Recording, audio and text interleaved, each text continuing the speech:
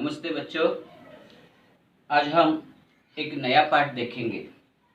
तो ये पाठ जो है, ये पाठ एक यात्रा वर्णन पर आधारित है। यानी यात्रा वर्णन यानी हम जहाँ जहाँ घूमने के लिए जाते हैं वहाँ का अनुभव जो होता है वह लिखना, उसे यात्रा वर्णन कहते हैं।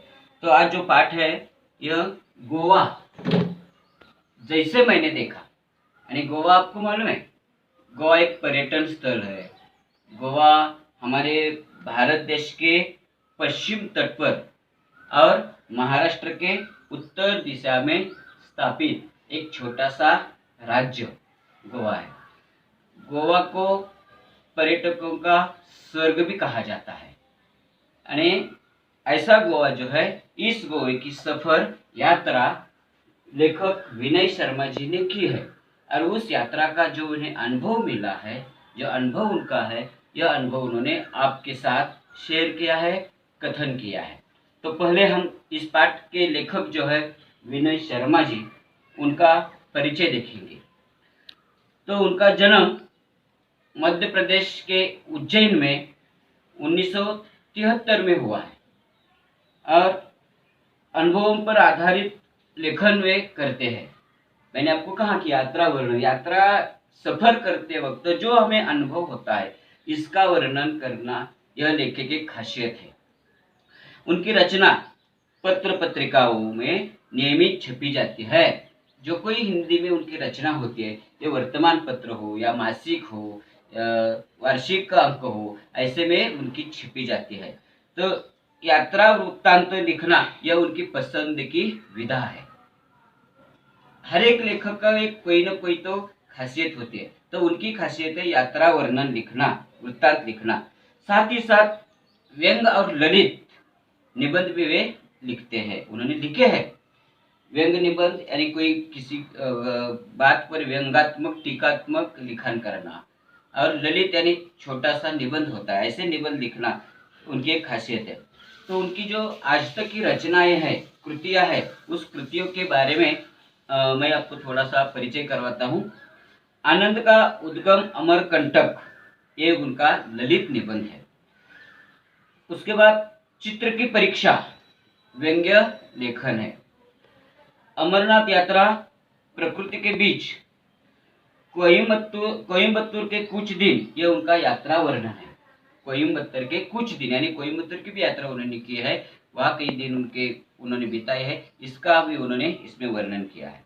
तो ये जो पाठ है गोवा जैसे मैंने देखा, तो इस पाठ के बारे में हम देखेंगे तो एक यात्रा वर्णन है। इस यात्रा के माध्यम से लेखक ने गोवा के सुंदर समुद्री किनारों, वहाँ के जीवन शैली, वहाँ के त्योहार, इनका वर्णन यानी मनोरम वर्णन इस पाठ में, इस यात्रा वर्णन में लेखक ने किया है। तो देखेंगे हम गोवा। गोवा यह नाम सुनते ही हम सबका मन प्रसन्न होता है।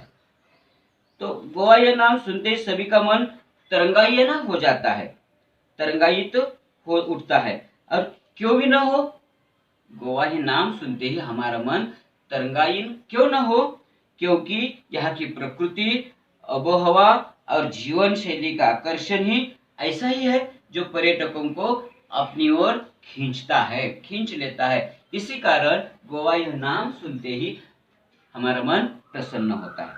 तो यहाँ जो कठिन शब्दार्थ प्रकृति यानी निसर्ग सौंदर्य, आपको मालूम है। आबोहवा यानी जलवायु,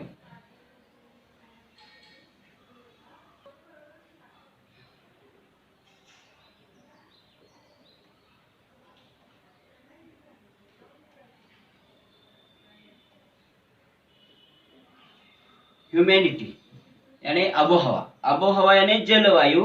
दूसरा यह होता है जीवन शैली यानी लोगों की जीने का तरीका।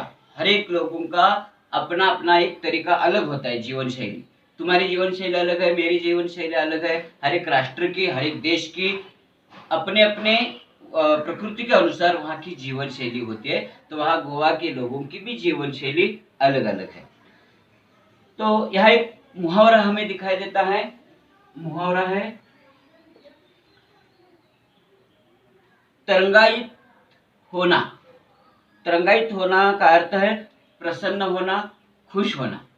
तो इसका वाक्य में प्रयोग, गोवा का नाम सुनते ही सभी का मन तरंगायित हो जाता है। भारत का नाम सुनते ही विदेशी पर्यटकों का मन तरंगायित हो जाता है। यानी भारत देश में बहुत सारे पर्यटन स्थल है, वो देखने के लिए उनका मन तरंगायित हो जाता है। तो गोवा के बारे में लेखक ने हमें बता दिया है कि गोवा यह देश के कोने में स्थित हुआ एक छोटा सा राज्य है। भारत देश का जो नक्शा है, इस नक्शे में यदि आपने देखा तो गोवा की स्थल क्या है, गोवा कहाँ स्थापित हुआ, ये मैंने आपको पहले बता दिया है कि भारत देश के पश्चिम तट पर और महाराष्ट्र की उत्तर दिशा में। तो एक छोटा सा राज्य है। प्रत्येक पर्यटक के एक दिल की धड़कन है ये जो गोवा है। तो प्रत्येक जो पर्यटक आता यहाँ आने के लिए तड़पता है, उसकी इच्छा होती है, वो हर एक के दिल की धड़कन है। स्थित यानी स्थापित, यहाँ एक मुहावरा है, दिल की धड़कन।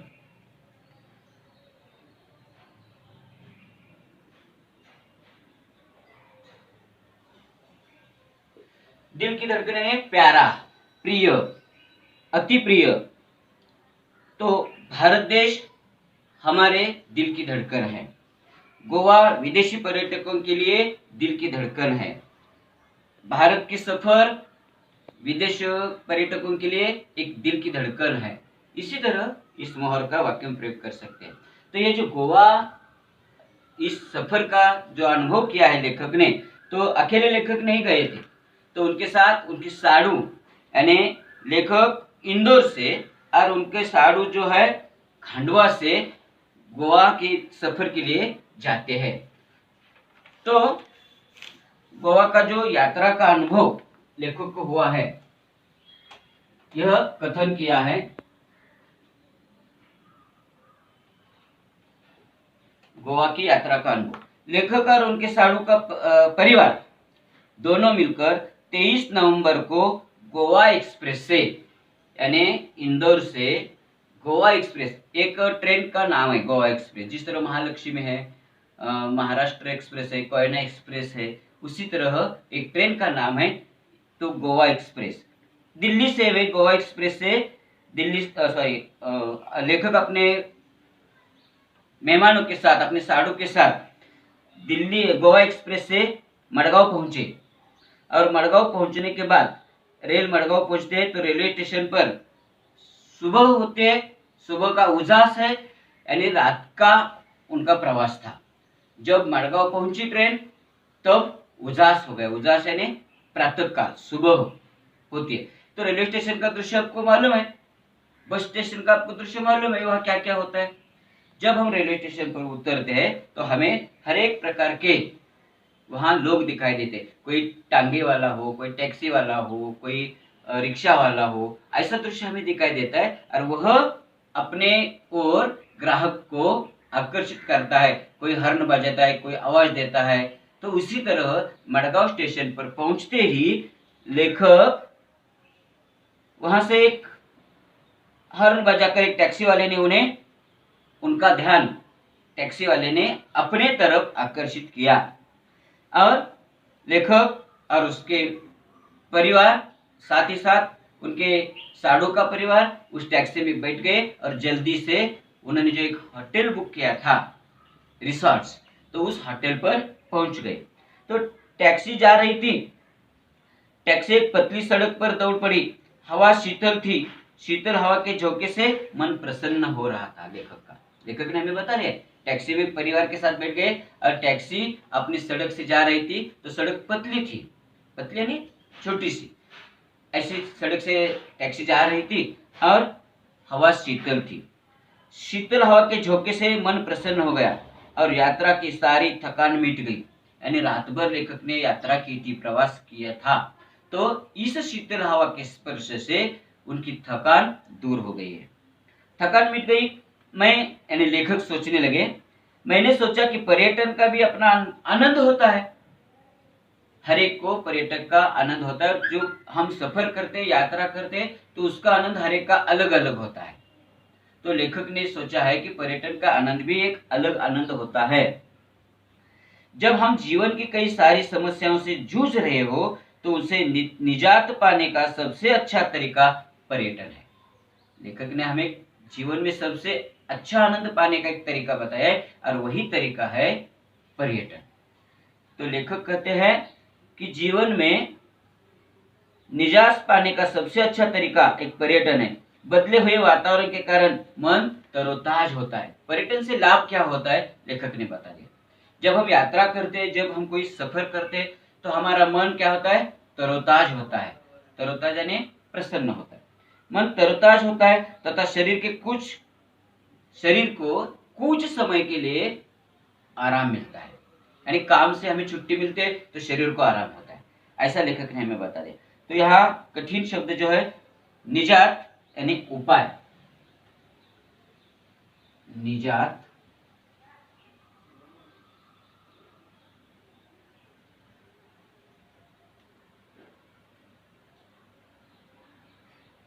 तरीका यानी युक्ति, एक ढंग। मन प्रसन्न होना एक मोहर है। यहाँ मन प्रसन्न होना,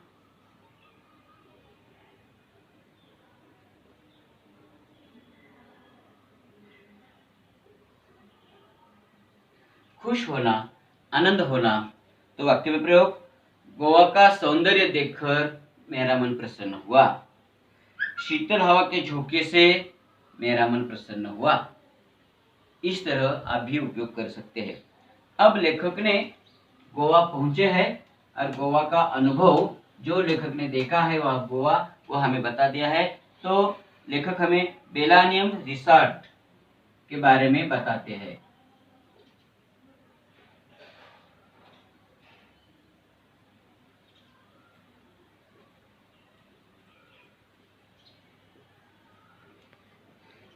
बेनालियन रिसोर्ट।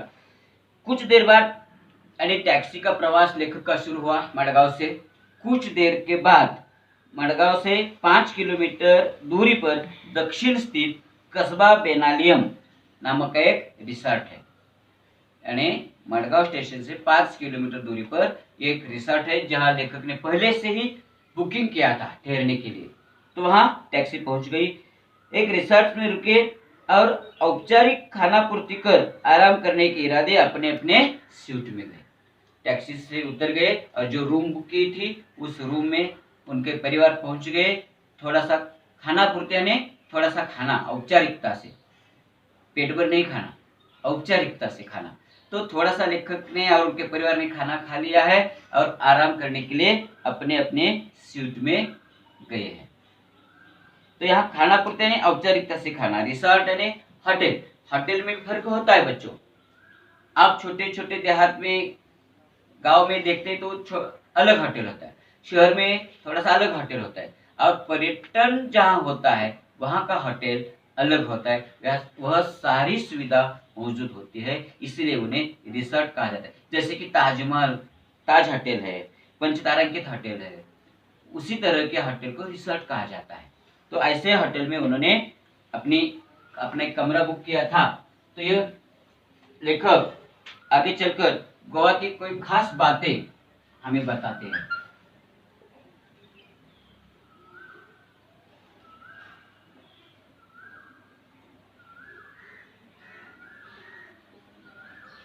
यानी हर एक गांव की कोई ना कोई खासियत होती है, खास बात होती है। तो गोवा के भी कुछ खास बातें हैं। लेखक हमें ये खास बातें बताते हैं। गोवा राज्य 2 भागों में बांटा गया है, यह पहली खास बात है। गोवा यह राज्य 2 भागों में बांटा गया है। तो पहला भाग है दक्षिण गोवा जिला और दूसरा है उत्तर गोवा जिला। यह है दक्षिण जिला और दूसरा है उत्तर जिला गोवा। जैसे उसे कहा जाता है ओल्ड गोवा, नया गोवा, उसी तरह 2 भाग है। जैसे आप कहते हैं कि नई मुंबई और मुंबई, उसी तरह वहां विस्तार हो गया है और इसका 2 भागों में उसे बांटा गया है, दक्षिण और उत्तर भागों में। तो और एक लेखक ने हमें बता दिया है खास बातों में, पणजी यह जो शहर है यह उसकी राजधानी है। गोवा की राजधानी पणजी है। जिस तरह हमारे भारत देश की राजधानी दिल्ली है, उसी तरह महाराष्ट्र की राजधानी मुंबई है, उसी तरह गोवा की राजधानी पणजी है। यह एक गोवा की खासियत है। आगे चलकर लेखक ने हमें पणजी के बारे में भी थोड़ी सी जानकारी बता दी है। तो पणजी मडगांव नदी के किनारे स्थित है, यानी ये जो पणजी है यह एक नदी के किनारे, तो उस नदी का नाम हमें लेखक ने बता दिया है मांडवी नदी। मांडवी नदी के तट पर यह पणजी स्थित हुआ यह शहर है। यह नदी बड़ी काफी है, बड़ी है नदी। इस नदी में वर्षभर पानी से यह नदी भरी रहती है।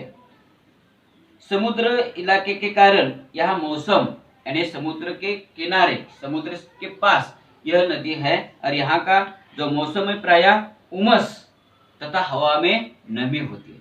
यहाँ का वातावरण उमस, उमस का अर्थ क्या होता है? गर्मी, यानी हवा बंद होने के बाद जब हम कमरे में बैठते हैं तो कुछ हवा नहीं आती, हवा बंद होती है, तो जैसे हमें गर्म होता है, गर्मी होती है, गर्मी का अनुभव महसूस होता है, उसी तरह यह मौसम है, प्रायः उमस तथा हवा में नमी रहती है। इसी कारण शरीर हमारा चिपचिपाता रहता है। गोवा में जब हम ठहरने घूमने के लिए जाते हैं तो इस मौसम का हमें अनुभव होता है। जितनी मुंबई जितना नहीं, क्योंकि यहाँ क्षेत्र हरितिमा से भरपूर है, यानी शरीर थोड़ा सा चिपचिपा रहता है, लेकिन मुंबई शहर का चिपचिपा नहीं रहता। मुंबई शहर में यदि आपने अनुभव किया है तो ज्यादा चिपचिपा लगता है, क्योंकि वहां कोई हरितिमा नहीं है। लेकिन गोवा में हरितिमा है, हरितिमा से भरपूर है, लेकिन धूप भी तीखी है। गोवा में धूप भी तीखी है। गोवा तो खूबसूरत सफेद रेतीले है, यानी गोवा में खूबसूरत सफेद रेतीले तट है, महंगे होटल है। यानी खास बात क्या है? महंगे होटल।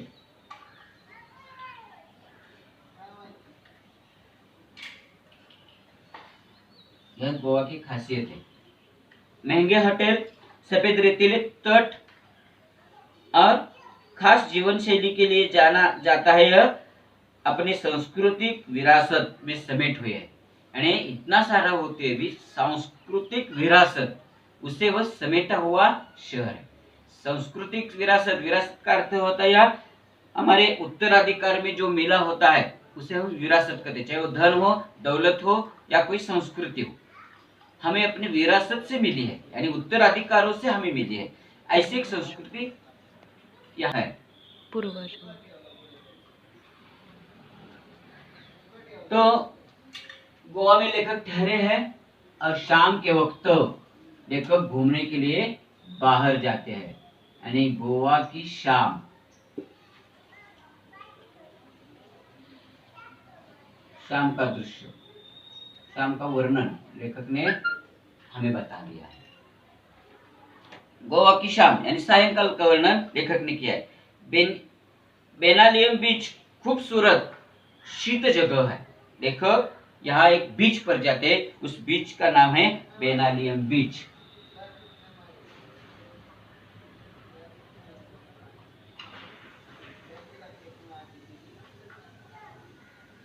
लेखक अपने परिवार के साथ शाम को उस बीच पर घूमने के लिए गए हैं।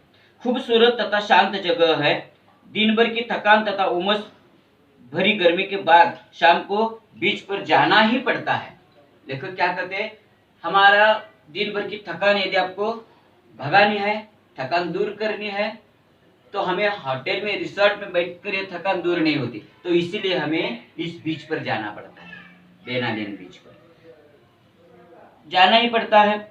लेखक ठहरे रिसोर्ट से बीच की दूरी 1 किलोमीटर है। लेखक बेनालियम बीच रिसोर्ट में रुके हैं, तो वहां से बेनालियम बीच 1 किलोमीटर दूरी पर है। थोड़ा सा अंतर है, 1 किलोमीटर, 1 किलोमीटर दूरी पर है। जल्दी चलते ये दूरी तय नहीं हो रही थी। शाम को लेखक अपने रिसोर्ट से बीच तक पैदल जा रहे थे, लेकिन वे जल्दी जल्दी चल रहे थे, फिर भी यह रास्ता जो है 1 किलोमीटर का जल्दी तय नहीं हो रहा था। अरब सागर देखने का उत्साह तो बढ़ा रहता है, बढ़ता रहता है। इस बीच के पास हम जाते हैं तो हमें क्या दिखाई देता है? समुद्र। उस समुद्र का नाम है अरब, यानी अरबी समुद्र। अरब का उत्साह तो हमें देखने का उत्साह तो बढ़ता रहता है। अचानक रणभेदी की तरह लहरों की आवाज सुनाई देती है।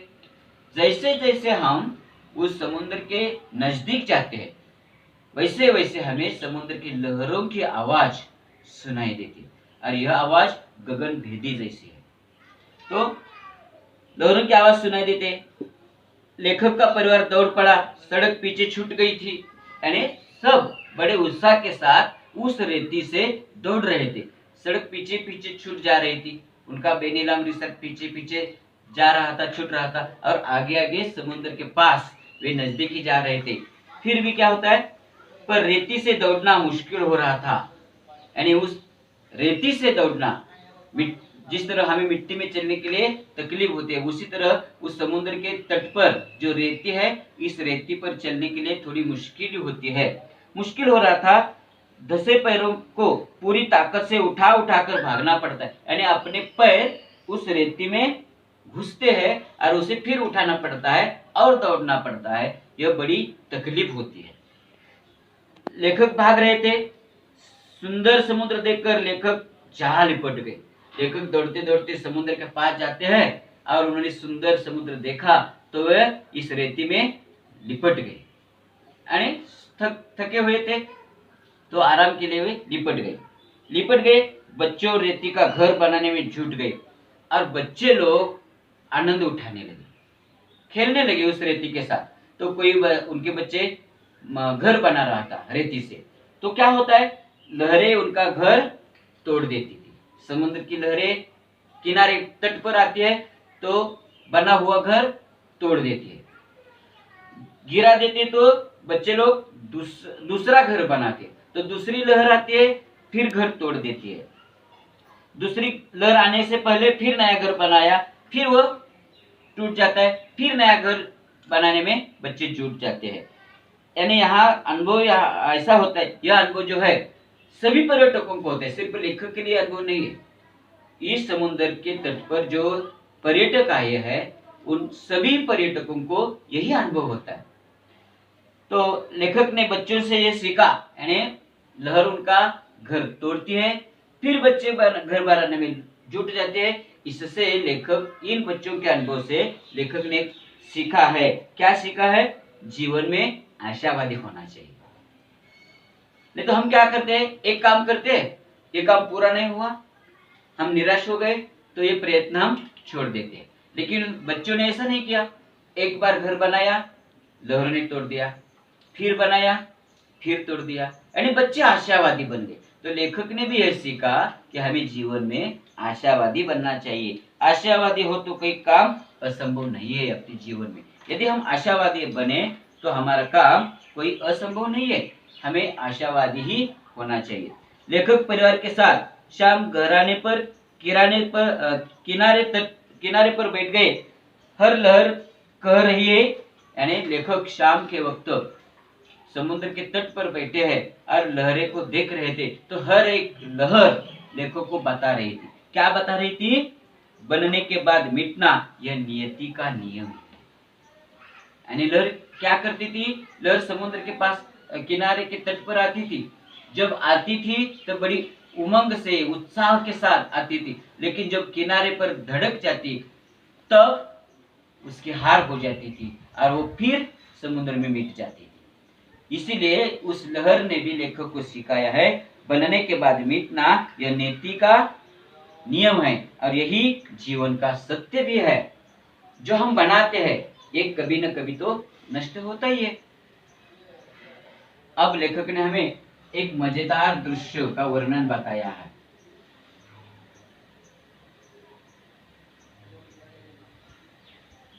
यहाँ देखते देखते लेखक ने एक मजेदार दृश्य हमें बता दिया है। लहरों की आवाज के बीच पक्षियों की टीटी की आवाज भी आती है। सिर्फ यहाँ समुद्र में लहरों की आवाज नहीं है, तो कई बच्चे अन्य प्रकार के आवाज करते हैं, तो कई पक्षी है, पक्षी की टीटियों की भी आवाज अपना ध्यान उनकी ओर आकर्षित करते हैं। तो अलग अलग आवाज के पक्षी अपनी अपनी आवाज करती है, तो अपना ध्यान उसी की ओर आकर्षित होता है। वो यह पक्षी अपनी ओर पर्यटकों का ध्यान खींच लेती है। ये पक्षी लहरों के साथ बढ़कर आई मछलियों का शिकार करने के लिए किनारे पर आती है, मंडराती है। ये पक्षी किस लिए आते हैं समुद्र के तट पर? उनका खाना खोजने के लिए, उनका अनाज खोजने के लिए। समुद्र से लहरों के साथ जो कोई मछलियां किनारे पर आती है तो वह पकड़ने के लिए, वो पक्षी खाने के लिए आती है, मंडराते रहते। लेकिन तेज हवा के कारण एक दिशा में वे जा नहीं सकते। समुद्र की जो हवा है वहां की, वो तेज हवा के झोंके होते हैं और इसी कारण ये पक्षी इस हवा का मुकाबला नहीं कर सकते। तो एक दिशा में ये मछली पकड़ने के लिए जा नहीं सकते, तो उनकी दिशा बदल जाते। कहीं उन्हें मछली मिलती है तो कहीं नहीं मिलती, ऐसी उनकी हालत होती है। तो वह एक दिशा में सीधे नहीं उड़ पाते, तो सुस्ताने के लिए एक किनारे पर जा बैठे, आराम करने के लिए, विश्राम करने के लिए ये पक्षी एक किनारे पर जा बैठते हैं। यहाँ बैठे कुत्तों को इसी बात का इंतजार रहता है, और समुद्र के तट पर कुत्ते भी होते हैं। तो वो कुत्ते क्या करते हैं? इस पक्षी का इंतजार करते हैं, ये पक्षी कब किनारे पर विश्राम के लिए बैठता है और वो कुत्ता उसे पकड़ने के लिए जाता है। तो कुत्ते भी इंतजार करते बैठे रहते हैं, इंतजार करना पड़ता है। मौका मिलते ही वे उन पर झपट पड़ते हैं, और जब इस कुत्ते को मौका मिलता है, यह तट पर पक्षी बैठ रहा है, ये देखते ही ये कुत्ता उन पर झपटा मारता है, झपट पड़ते, लेकिन बेचारे कुत्ते को सफलता नहीं मिलती, कम सफलता मिलती है। यानी यह पक्षी शिकार नहीं बनते हैं, कुत्ते को यह मौका कम मिलता है, कम सफलता मिल पाती है। पक्षियों को बैठना, कुत्तों का दौड़ना और पक्षियों का टीटी कर उड़ जाना, यह दृश्य सैलानियों का एक अच्छा मनोरंजन करता है। लेखक ने बता दिया है, ये पक्षी आते हैं, टीटी करके आते हैं, किनारे पर बैठने की कोशिश करते हैं, तब कुत्ता उसके पीछे दौड़ता है उसे पकड़ने के लिए, फिर वे उड़ते वक्त टीटी करके चले जाते हैं। यह जो दृश्य है उनका जो खेल है पक्षियों का और कुत्तों का, यह देखने के लिए बड़ा मनोरंजन होता है, ऐसा लेखक ने हमें बता दिया है, और यही मजेदार दृश्य है। इधर जैसे ही सूर्य देवता ने विदा ली, शाम हो जाती है, सूरज डूब जाता है, सूर्य देवता ने विदा ली, वैसे ही चंद्रमा की चांदनी में नहाकर समुद्र का नया चेहरा नजर आने लगता है, और शाम हो जाती है, सूरज डूब जाता है, आसमान में चांदनी आती है, और चांदनी में नहाकर समुद्र फिर हमारे स्वागत के लिए तैयार होता है। तो उसका जो चेहरा है समुद्र का, देखने लायक होता है, नया ही चेहरा नजर आने लगता है। अब समुद्र स्याह और भयावह दिखाने लगता है। अब समुद्र कैसा दिखाई देता है? भयावह समुद्र दिखाई देता है रात को। तो यहाँ इंतजार करना एक मुहावरा होता है, इंतजार करना यानी राह देखना।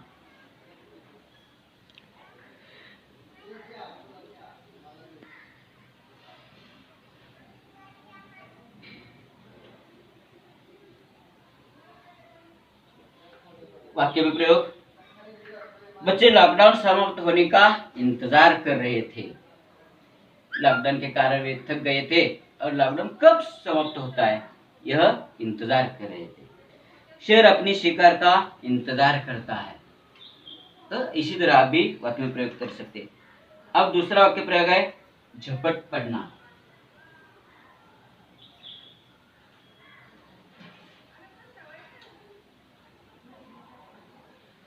झपट पड़ना, इसका अर्थ होता है टूट पड़ना, हमला करना अर्थ होता है।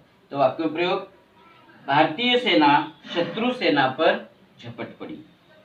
मौका मिलते ही शेर हिरण पर झपट पड़ता है। इस तरह वाक्य में प्रयोग। हम आगे चलकर गोवा का यह लेखक ने वर्णन करते करते लेखक ने हमें गोवा का जो दर्शन है, गोवा दर्शन जिस तरह किया लेखक ने, यह भी लेखक ने हमें बता दिया है। गोवा दर्शन यानी जो कोई प्रेक्षणीय स्थल होते वहां के लिए एक दर्शन की सुविधा की जाती है। जिस तरह मुंबई में मुंबई दर्शन होता है, कोल्हापुर में आप गए तो कोल्हापुर दर्शन होता है, दिल्ली में गए तो वहां पे दिल्ली दर्शन होता है। हर एक राज्य के पर्यटन के लिए एक दर्शन एक शासन की तरफ से एक पर्यटन की व्यवस्था की गई है, उसे दर्शन नाम दिया है। तो वह गोवा दर्शन का लेखक ने हमें अनुभव बता दिया है। लेखक गोवा घूमने की योजना लेखक ने बनाई थी। गोवा में घूमने के लिए, फिरने के लिए किराए पर बाइक मिलती है। गोवा दर्शन के लिए आप गए तो वहां आपको घूमना है, फिरना है, तो आपकी खुद की यदि कोई सुविधा नहीं है तो वहां किराए पर बाइक भी मिलती है। थोड़ा सा आपका कोई आइडेंटिटी देना पड़ता है और आइडेंटिटी देने के बाद आपको बाइक मिलती है। इस बाइक से आप गोवा घूम सकते हैं, फिर सकते हैं। तो उसी तरह सुविधा है, लेकिन लेखक ने बाइक से घूमना पसंद नहीं किया है, क्योंकि उनका परिवार है, उनके बच्चे हैं, इसलिए उन्होंने बस का नियोजन किया है। बाइक भी मिलती है, बाइक पर घूमने का मजा तो अलग ही होता है। लेकिन लेखक ने बच्चों के कारण बस से घूमना यह मुनासिब समझा, यानी अच्छा मार्ग उन्होंने सोचा है, हम बस से घूमने के लिए जाएंगे। गोवा में हमें पर्यटकों के लिए घूमने के लिए बस और बाइक दोनों सुविधा होती है, जो पर्यटक अपने अपने मर्जी से उसे चॉइस कर सकते हैं। तो बाइक से घूमना यह तो एक अलग मजा होती है, लेकिन लेखक ने बस की सुविधा अपने परिवार के लिए चुन ली है। बस से घूमने जाने के मुसीबत ना समझाया, या सी फूड अधिक होने के कारण, यानी गोवा में समुद्र होने के कारण वहाँ ज्यादातर फूड उपलब्ध होते हैं। सी फूड, सॉरी, ज्यादातर सी फूड उपलब्ध होते हैं। तो सी फूड शाकाहारी पर्यटकों का सुस्वाद भोजन की समस्या से भी दो चार होना पड़ता है, यानी जो भोजन का स्वाद लेने वाले कोई पर्यटक होते हैं, यानी अच्छा खाना, ये शाकाहारी खाना जो पर्यटक होते हैं, उनके लिए वहां जाकर मजा नहीं होता, उनके दो चार होना ही पड़ता है उनके लिए। तो यहाँ लेखक ने हमें बता दिया है कि जो शाकाहारी लोग हैं उन्हें अच्छे से अच्छा होटल ढूंढना पड़ता है, बहुत मुश्किल से अच्छा खाना मिलता है उन्हें, नहीं तो उन्हें सी फूड खाना पड़ता है। तो जब हम अच्छा होटल ढूंढेंगे तो आपका जेब का भी आपको सोचना पड़ता है, क्योंकि वही महंगाई होती है, आपका जेब खाली हो सकता है। यह अनुभव लेखक ने हमें बता दिया है। दो चार होना पड़ता है। अच्छा भोजन मिला तो किस्मत समझना, लेखक ने हमें बता दिया। वहां तो ज्यादातर सी फूड है, लेकिन आपको शाकाहारी अच्छा भोजन मिला तो अपनी किस्मत मानो, ऐसा लेखक ने हमें बता दिया। जेब तो खाली होगा, इसी बात का लेखक को पहले ही पता था, यानी लेखक अनुभवी थे, उन्हें पर्यटन का अनुभव था, इसलिए उन्होंने गोवा में अपनी खाने की जो व्यवस्था है तो उन्हें अपने रिसोर्ट सीट में भी उपलब्ध किचन में से भी थोड़ा थोड़ा खाना खा के वो बाहर घूमने के लिए जाते थे। यदि हम खाली पेट घूमने के लिए गए तो ज्यादा भूख लगेगी और जो कुछ मिलेगा वो खाना पड़ेगा, और जो सी फूड नहीं खाते ऐसे लोगों के लिए तो मुश्किल से खाना, शाकाहारी खाना मिलता है। इसलिए लेखक ने यह अनुभव होने के कारण अपने ही बेनिसाल रिसोर्ट्स के किचन से थोड़ा थोड़ा खाना खा के वह घूमने के लिए गए थे। अब लेखक दूसरा एक बीच है वहां का, लेखक ने हमें बता दिया है। लेखक अंजुना बीच पहुंचे।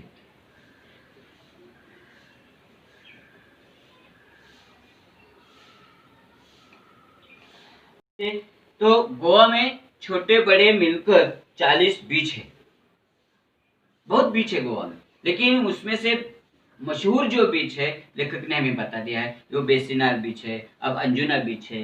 तो अंजुना बीच लेखक पहुंचे तो छोटे मोटे 40 बीच गोवा में है, लेकिन प्रमुख 7-8 ही बीच है। 40 बीच है, वहां 40 बीच पर पर्यटक होते हैं, लेकिन मशहूर जो बीच कहा जाता है वहां 7-8 ही बीच है, जैसे कि बागा, कोलवा, कालंगुट, हरमल, ऐसे बीच के नाम है। तो वहां के एक अंजुना बीच के बारे में लेखक हमें बता देते हैं। अंजुना बीच, तो लेखक ने अंजुना बीच का वर्णन हमें बता दिया है। वह नीले पानी वाला बीच है, यानी इस बीच का जो पानी है नीला पानी, ये खासियत है उस बीच की। नीले पानी वाला बीच है, पत्थरी वाला है, खूबसूरत है, यानी वहां ज्यादातर पत्थर भी है बड़े बड़े, और खूबसूरत ये बीच है। एक ओर से लंबी सी पहाड़ी है, इस बीच के लिए एक ओर से लंबी सी पहाड़ी है जहां से बीच का मनोरम दृश्य देखा जा सकता है। यानी पहाड़ी से इस बीच का जो दृश्य है, मनोरम में दृश्य देखा जा सकता है। समुद्र तक जाने के लिए थोड़ा नीचे उतरना पड़ता है। अब लेखक ने हमें बता दिया है उस बीच के पास हम गए तो समुद्र का हमें अनुभव लेना पड़ेगा। समुद्र में जाने के लिए हमें थोड़ा नीचे उतरना पड़ता है। नीला पानी, काले पत्थर पछाड़ खाता रहता है। पानी ने काटकर इस पत्थरों से कई छेद कर दिए हैं। यानी समुद्र का जो पानी है जो तट पर आता है, इस पानी ने अपने टक्कर से कई पत्थरों को तोड़ दिया है। इसी कारण पत्थर कमजोर हो गए। पत्थर में काईवे ने अपना घर बना लिया है। फिसलने का डर लगता है। जब हम उस पत्थर पर पैर रखते हैं तो हमारे मन को, हमारे जी को थोड़ा सा भय लगता है कि हम फिसल जाएंगे। लेकिन लेखक ने कहा, लेकिन संघर्ष में ही जीवन है। यदि आपने इस पत्थर में पैर नहीं रखा, समुद्र में आप नहीं जा सके डर के मारे, तो आपको यह अनुभव नहीं मिलेगा। लेखक कहते हैं जीवन में संघर्ष तो करना ही पड़ेगा। इसलिए यहाँ घूमने का अलग आनंद है। यहाँ युवाओं के दल तो अपनी मस्ती में ही डूबा रहते हैं। लेखक ने हमें कहा,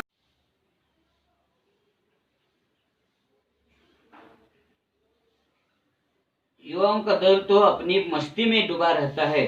परिवार के साथ अगर पर्यटकों का ध्यान बच्चों के खतरों से सावधान रहने के दिशा निर्देश देने में लगा रहता है। यानी उस बीच में जो जवान तरुण लोग होते हैं, लड़के होते, वो तो बड़ी मस्ती में खेलते हैं बीच में। लेकिन परिवार के साथ जो जाता है उन्हें ऐसी मस्ती करने का आनंद नहीं मिलता, क्योंकि अपने बच्चों की ओर उनका ध्यान रहता है। बेनालियम बीच। अब लेखक ने हमें बेनालियन बीच का वर्णन बता दिया है। बेनालियन बीच कैसा है?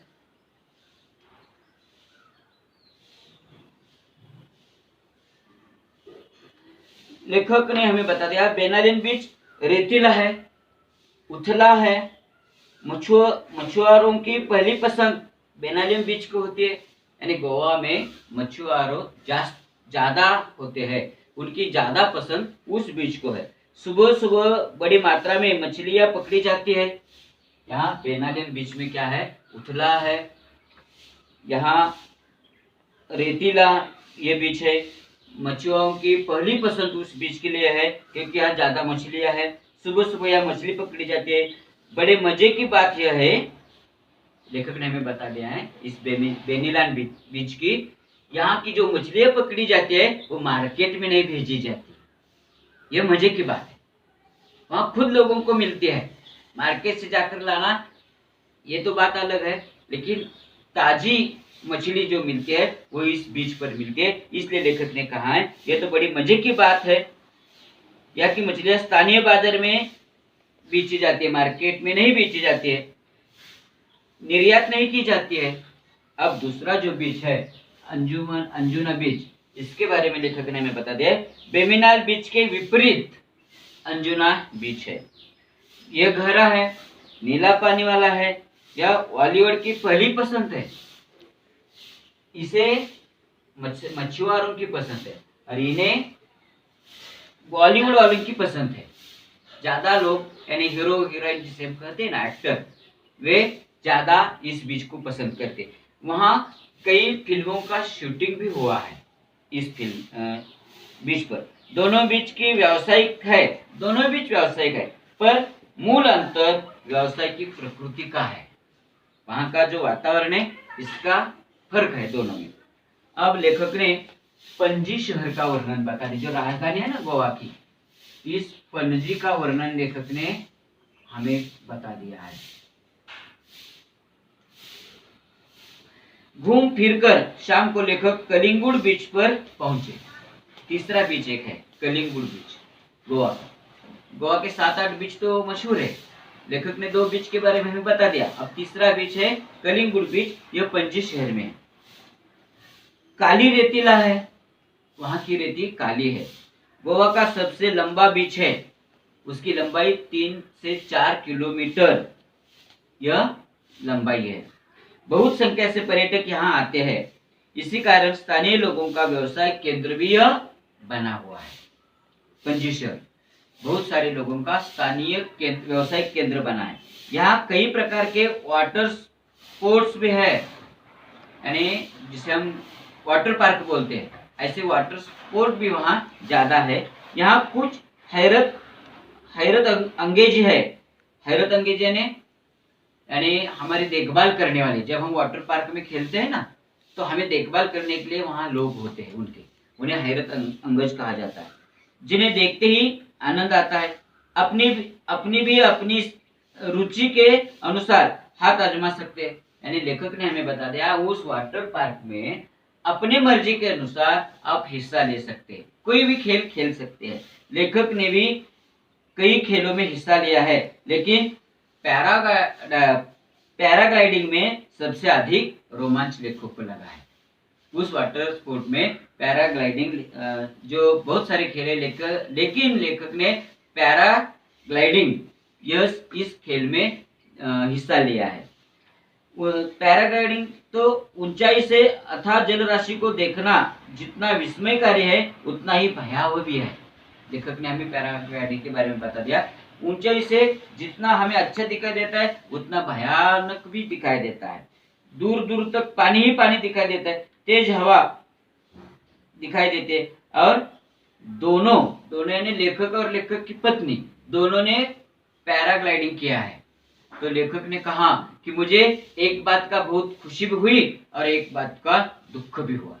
तो लेखक ने खुशी का कारण हमें क्या बता दिया है? लेखक कहते हैं कि खुशी भी थे इस बात का कि यदि हम, लेखक ने हमें बता दिया खुशी इस बात की थी कि ऐसा रोमांच दृश्य पहली बार लेखक अनुभव कर रहे थे, और दुख इस बात का था कि यदि हम छूट गए तो मर ही गए, इस बात का दुख लेखक को था। यह पैराग्लाइडिंग के बारे में अनुभव लेखक ने हमें बता दिया। तो लेखक की दिनचर्या, लेखक गोवा में गए थे, लेकिन उनकी एक दिनचर्या बनी थी। दिनचर्या यानी क्या? रोज की जो क्रिया हमारी होती है सुबह से शाम तक, उसे हम दिनचर्या कहते हैं। तो लेखक ने गोवा में भी अपनी एक दिनचर्या बनाई थी, उनकी एक दिनचर्या बन गई थी। क्या है दिनचर्या? तो लेखक गोवा में 4-6 दिन के लिए रहे थे। लेखक की एक दिनचर्या बनी है, सुबह जल्दी उठना, फटाफट नाश्ता करना, दिन भर घूमने के लिए जाना, और थक कर जब आते हैं तो शाम को रिसर्च में आकर थकान मिटाने के लिए पूल में तैरना। इतना बड़ा उनका रिसर्च था। रिसर्च में भी उनके तैरने के लिए एक पुल बनाया था उस रिसर्च वालों ने। तो थकान दूर करने के लिए वे तैरने के लिए जाते थे, पुल में तैरना। एक दिन कोलवा बीच पर बोटिंग का आनंद भी लिया था। लेखक कोलवा बीच पर भी गए थे, उसने वहां बोट का अनुभव भी लिया, बोट की सफर भी किए। बड़ा डॉल्फिन, वहां लेखक को डॉल्फिन भी दिखाई दे गए, मछलियां दिखाई दी, लेकिन वह छोटी थी, मगर बच्चों ने बहुत आनंद लिया था। बच्चों को छोटी या बड़ी कोई हो, लेकिन डॉल्फिन देखने को मिला तो बहुत अच्छा आनंद होता है। तो लेखक ने हमें बता दिया, हमने बड़े लोगों को कोई आनंद नहीं ज्यादा हुआ, लेकिन हमारे बच्चों को ये मछलियां और डॉल्फिन देखकर बहुत आनंद हुआ, उन्होंने आनंद लिया है। लेखक अपना सौभाग्य मानते हैं। कौन सा सौभाग्य है? तो लेखक का सौभाग्य यही है, इस दौरान नवरात्रि दशहरा पर्व मनाने का सौभाग्य लेखक को गोवा में मिला। यानी दशहरा और जो नवरात्रि त्योहार होता है, यह त्योहार लेखक ने गोवा में मनाया। इसी कारण लेखक अपने आप को सौभाग्यशाली मानते हैं, उन्हें यह सौभाग्य वहां मिला। जिस तरह उत्तर भारत में हर घर तथा गली मोहल्ले में माँ दुर्गा की घट स्थापना कर तथा लड़कियों के द्वारा गरबा का पर्व मनाया जाता है, उसी तरह वहां का दृश्य लेखक को दिखाई दिया है। इसलिए लेखक ने खुद को भाग्यवान कहा है, क्योंकि लेखक अपने गांव में रहकर यह दशहरा का आनंद लेते थे, लेकिन आज उन्हें नहीं मिलता था, ऐसा उन्हें लगा था। लेकिन गोवा में यह भी त्योहार बड़े उत्साह से मनाया जाता है, और यह त्योहार मनाने के लिए उन्हें मिल गया। इसलिए लेखक अपने आप को भाग्यशाली मानते हैं।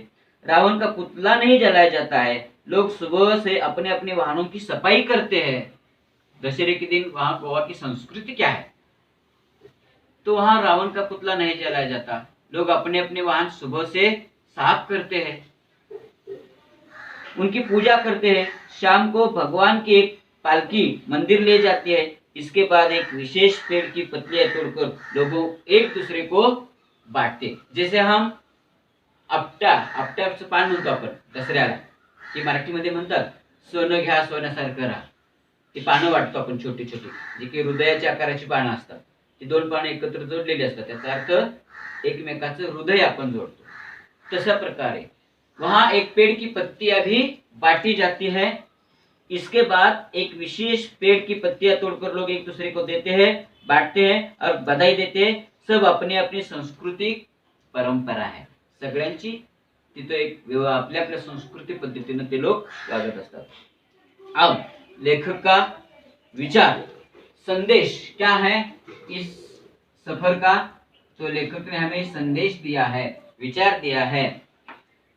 कम दिन गोवा में रहकर मैं गोवा का पूरा देख नहीं पाया। लेखक ने हमें बता दिया 4-6 दिन मैं गोवा में रहा, लेकिन पूरा गोवा मैंने नहीं देख नहीं पा, लेकिन जरूर समझ गया कि पश्चिम फैशन और सभ्यता में रचा बसा होने के बावजूद ये भारतीय संस्कृति पूरी तरह से आत्मसात की है। इस गोवा शहर ने पूरी भारतीय संस्कृति का स्वीकार किया। यह 4-6 दिनों में लेखक को महसूस हुआ है। पर्यटक फैशन के रंगों में कुछ देर के लिए भले ही स्वयं को रंग कर चले जाते हैं। इस गोवा में जो कोई पर्यटक आते हैं बाहर से, तो खुद को फैशन के, लेखक ने हमें बता दिया कि फैशन के रंगों में अपने आप को घुल मिल जाते हैं, लेकिन वहां की संस्कृति वैसे की वैसे ही रहती है। बाद में पर्यटक चले जाते हैं, लेकिन संस्कृति वैसे ही रहती है। संस्कृति परंपरा उंगली अब भी पकड़े हुए है। तो यहाँ लेखक ने यह हमें गोवा का महत्वपूर्ण संदेश दिया है। अब हमें एक गृह कार्य लिखना है, तो मैं आपके लिए गृह कार्य बताना चाहता हूँ। चांदनी रात की सैर, यह निबंध आपको लिखना है। नहीं तो समुद्र या नदी तट पर 1 घंटा, यह निबंध आपको लिखना है। इसके बाद बच्चों, यहाँ यह पाठ समाप्त होता है और मैं आपके लिए एक विनती करता हूँ, यदि यह वीडियो आपको पसंद आया तो इसे जरूर लाइक करना, शेयर करना और ज़्यादा से ज़्यादा सब्सक्राइब भी करना, यह मत भूलना। धन्यवाद।